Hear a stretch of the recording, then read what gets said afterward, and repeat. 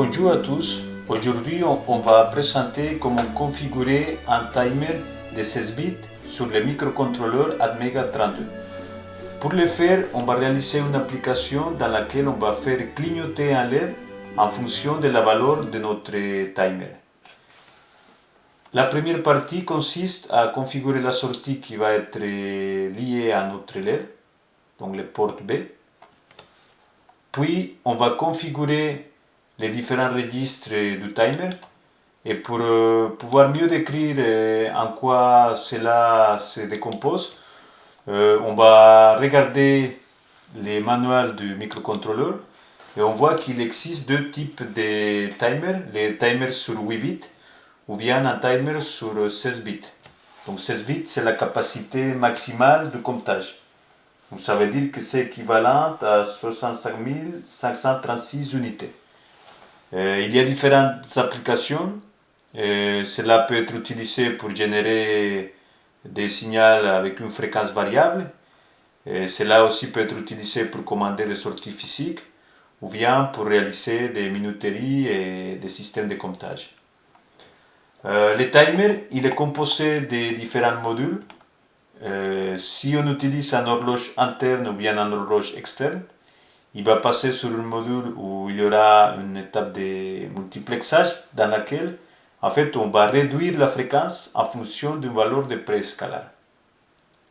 Avec cette nouvelle fréquence, on va pouvoir comptabiliser les différentes unités de comptage et on pourra s'en servir pour comparer avec des valeurs qui sont stockées sur d'autres registres pour réaliser par exemple des interruptions ou voir pour générer différents types de signaux avec différentes fréquences, etc. Donc si on revient à notre programme, on commence pour configurer le registre TCCR1A. Donc ça c'est une adresse qui nous envoie sur un registre de 8 bits. Et comme on peut voir ici, si on définit 0 sur tous les différents bits, on va configurer le mode de fonctionnement en mode normal. Alors le mode normal, qu'est-ce que ça veut dire? Le mode normal, c'est un mode dans lequel notre timer il va compter jusqu'à sa résolution maximale. Sur 16 bits, il va compter jusqu'aux valeurs hexadécimales de FFFF, c'est-à-dire 65 536 unités. Et une fois que le timer il arrive à sa valeur maximale, il va être réinitialisé automatiquement. Donc ça c'est défini sur le registre TCCR1A. Puis on continue, on configure le mode normal et après on arrive au registre TCCR1B. Là on va configurer le préscalar. Pour notre cas, on utilise un préscalar de 64.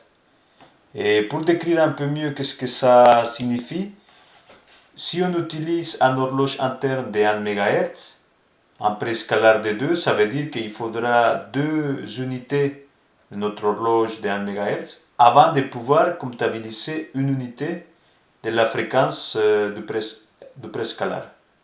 Donc cela fait une réduction de la fréquence.